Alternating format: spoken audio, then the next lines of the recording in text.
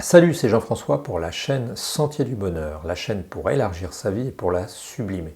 Alors, aujourd'hui, nous allons parler de quelque chose qui est nous-mêmes, qui est parfois, qui sommes parfois notre pire ennemi. Bah ouais, c'est vrai. C'est vrai parce que je me suis rendu compte à beaucoup d'occasions que finalement, nous faisions du mal. Nous rendions limités par nous-mêmes. Nous étions bien souvent notre propre bourreau. Et pourquoi on est comme ça? Il y a plein de raisons. J'en vois au moins deux. La première des raisons, c'est que nous sommes assaillis de modèles. Nous avons autour de nous plein de modèles de réussite éclatantes, qui sont en fait bien souvent des chevaux de Troie, qui sont simplement des présentations d'une réussite, des représentations vides, un peu comme ces modèles qui sont toujours beaux et jeunes pour vendre des produits. Donc nous avons ce modèle de représentation qui fait que nous sommes complètement saturés par l'impression de réussite dans tous les domaines, et que nous-mêmes, face à ça, à l'ère d'une certaine liberté, je t'ai raconté l'histoire des Allemands des Allemands de l'Est, je vais te la raconter, nous pensons que nous devons nous mettre un cahier des charges pour réussir, un cahier des charges pour faire les choses. Et à ce titre-là, vers qui nous tournons-nous? Vers nous-mêmes. Et nous devenons un tyran bien souvent pour nous-mêmes, parce que nous devenons notre pire ennemi. Nous considérons que notre personne, tout cela vu à travers l'ego bien entendu, notre personne doit atteindre un objectif. Et nous lui fixons comme si nous montions sur un cheval et que nous cherchions à atteindre le bout de la plaine qu'on voit. Et forcément, ça crée des déconvenues. Alors cette histoire des Allemands de l'Est, je ne résiste pas au plaisir de te la répéter, c'était une fois où j'étais en train de regarder un sujet sur France 2 et je voyais des Allemands qui parlaient à la journaliste. Ces Allemands, c'était des Allemands de l'Est, très importants. Et ils expliquaient qu'en fait la vie n'était pas du tout comme ils avaient pensé avant. Pourquoi? Parce qu'avant, ces gens-là avaient imaginé, quand ils étaient à l'Est, que quand le mur de Berlin tomberait, ils pourraient tout faire. Et en fait, c'est pas ce qui s'est passé, puisqu'ils n'ont pas fait énormément plus de choses. Certes, ils sont devenus libres, certes, ils ont eu la liberté, mais manque de chance, comme il le disait, avec cette liberté, il y avait aussi l'obligation d'exister socialement, l'obligation de pouvoir vivre socialement.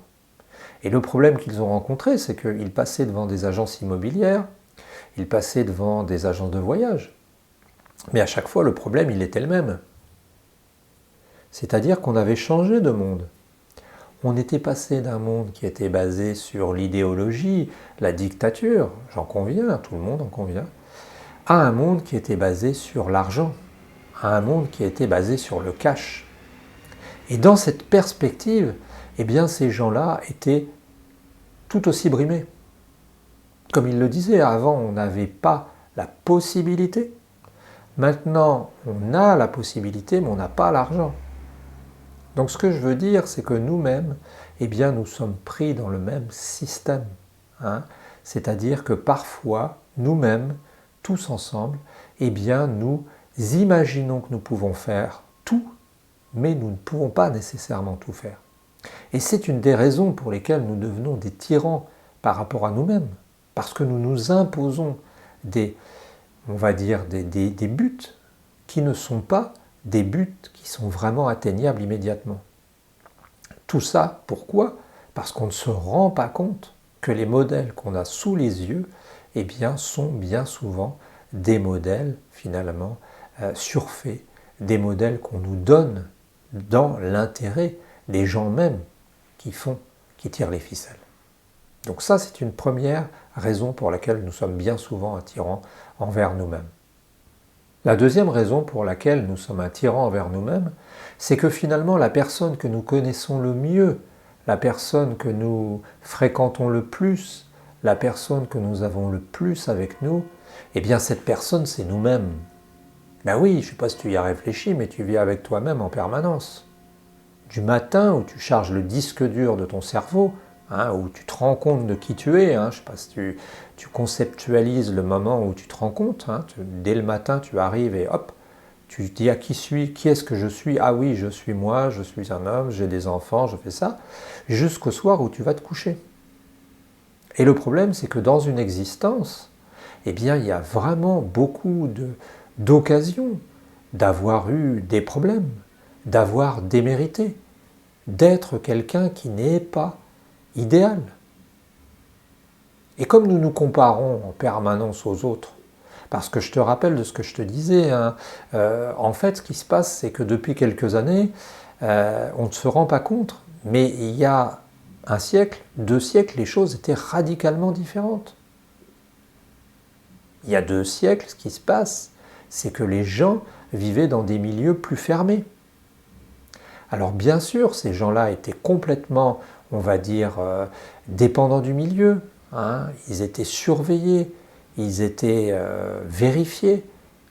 Tout le monde les regardait, les observait.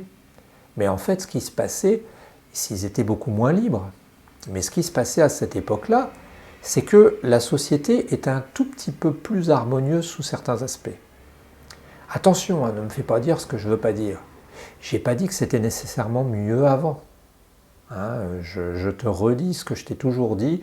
J'avais un ami qui s'appelait Arthur et qui était écossais, adorable, et qui disait « Oh, les bons vieux jours, c'était pas des si bons vieux jours. » Parce qu'on marchait des kilomètres, on avait faim quand on allait à l'école, etc. C'était un monsieur qui avait vécu dans le début, entre deux guerres, son enfance. Donc ce que je veux te dire, c'est qu'avant, c'était pas nécessairement mieux. Mais avant, au moins, on avait une sorte de groupe de comparaison qui était plus petit. Et dans ce groupe, dans cet ensemble de gens qu'on connaissait, eh bien, il y avait des gens qui avaient des capacités.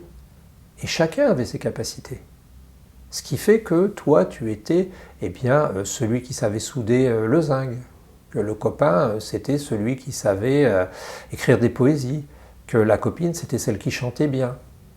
Et comme ça, tout le monde se rassemblait et se retrouvait. Actuellement, c'est radicalement différent. Et pourquoi est-ce que c'est radicalement différent? Eh bien, tu le sais bien, c'est parce qu'on ne se compare plus à une personne, ou 10 personnes, ou 100 personnes, mais à 1 million de personnes. C'est ce que j'appelle le syndrome du tennisman qui part à Caen ou à Rouen. Chez toi, tu es toujours bon, tu es la petite vedette, tu es celui qui maîtrise ton groupe. Tu as une dizaine de personnes autour de toi, et puis tu es le petit roi. Et puis à un moment, on te dit, tu pourrais partir à Caen ou à Rouen, jouer à Paris ou à Lyon, ou à où vous voulez, ou à Marseille, ou jouer.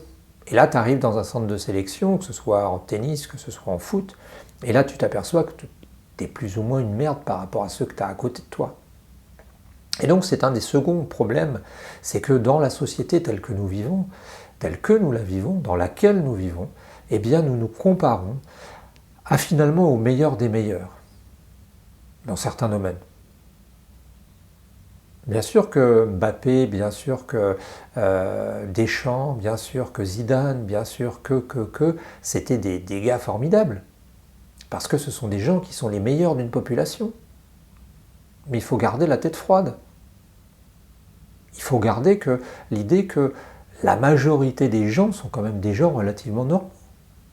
Ça ne veut pas dire que c'est des merdes. Ça ne veut pas dire que ce sont... Mais on n'est pas tous forcés d'être un super joueur de foot. On n'est pas tous forcés d'être capables de résoudre une équation du xème degré en mathématiques. Ce que je veux dire par là, c'est que, à travers l'idée que nous sommes notre pire tyran, notre pire ennemi, eh bien souvent, nous faisons mal. Hein, comme je l'ai dit, nous nous faisons mal parce que nous nous connaissons très bien et puis nous appuyons sur ce qui fait mal, alors qu'en fait, il y a aussi des choses qu'on a faites très bien dans la vie. Quelqu'un me disait, c'est un peu comme un vêtement. Si tu as un vêtement tout blanc et qu'il y a un oiseau qui passe et qui te fait une crotte dessus, ou tout simplement que tu te salis en mangeant, eh bien tu vas être obligé de le changer. 99,5% du vêtement est blanc. Mais il y a 1% ou 1,5% du vêtement qui est noir et ça suffit à tacher. Donc ce que je voudrais te dire simplement, c'est que ton ego, c'est que toi-même, eh bien tu peux te faire du tort. L'autre problème, c'est que, concomitant, c'est que quand on est avec soi-même, eh bien on vit dans le renfermé. Et un des moyens de régler ça, un des moyens d'arriver à avancer, c'est aussi de s'ouvrir. C'est aussi, non pas de se comparer, mais d'aller voir ailleurs. Je parlais avec un psychologue il y a quelque temps qui me disait « Monsieur Perron, vous n'imaginez pas les dégâts que peuvent faire les modèles à notre époque.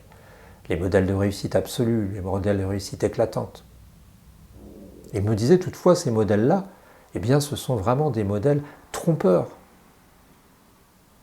Donc toi, si tu veux vivre bien, eh bien, plutôt que de faire de toi-même un ennemi, plutôt que de faire de toi-même une sorte de tyran, eh bien, tu devrais réfléchir à essayer de faire de toi-même un ami, essayer de faire de toi-même un allié. Et tu vois, on est dans les mots A, ami, allié. Eh bien, moi, je te dirais, il faut essayer de s'aimer, tout simplement. Et c'est pas facile de s'aimer à l'époque actuelle. Parce qu'on a tous fait des conneries. On a tous, parfois, eh bien, buté dans le tapis. On a tous fait des erreurs qui peuvent avoir eu des conséquences sur notre vie ou celle de nos proches. Mais je crois que une des qualités de la vie pour réussir à avancer et pour réussir à profiter, à éprouver un certain bonheur et une joie, c'est aussi de s'aimer. Et c'est pas quelque chose de si facile que ça à faire. C'est pas quelque chose de si facile que ça. Parce qu'on a des idoles, parce qu'on est prêt à dormir, se passer d'une nuit de sommeil pour aller voir un concert de je ne sais qui, mais on n'est pas prêt à passer 5 minutes en plus avec soi-même. C'est d'autant plus difficile maintenant qu'avec les médias, qu'avec les réseaux sociaux qui nous prennent tout notre temps parce que leur intérêt c'est qu'on soit sur les réseaux sociaux pour devenir des victimes de la publicité, eh bien nous n'avons même plus le temps de nous regarder nous-mêmes. Nous n'avons même plus le temps de nous parler à nous-mêmes. Et moi je suis surpris à chaque fois que je vais, heureusement c'est rare, dans les salles d'attente de médecins parfois pour un certificat ou autre chose, je suis surpris de voir à quel point les gens peuvent être loin d'eux-mêmes. Moi quand j'ai du temps, je m'ennuie jamais. Je pense, je réfléchis, je me rappelle des événements positifs. Je ne dis pas que je suis un modèle. À côté de ça, qu'est-ce que je vois ? Je vois dans les salles d'attente des parents qui passent leur temps sur leur portable quand ils n'en ont pas donné un au bébé pour qu'il fasse des soi-disant jeux pédagogiques. Non, je te le dis, le secret pour ne plus être un tyran, c'est de commencer à s'aimer. Voilà, c'était un sujet qui me paraît très important, un sujet qu'il fallait aborder. Tu sais bien que je cherche sans arrêt, si tu me connais, à approfondir, à creuser, à donner du grain à moudre. Et je demande en fin de vidéo régulièrement des réactions, des commentaires, de manière à pouvoir continuer d'enrichir notre petite clé, notre petite boîte à outils du bonheur. Hein, modestement, mais chaque jour, de manière déterminée, comme une petite fourmi. On se retrouve très bientôt, n'oublie pas d'aimer nos vidéos, de mettre un pouce, de t'abonner, et à la prochaine l'ami.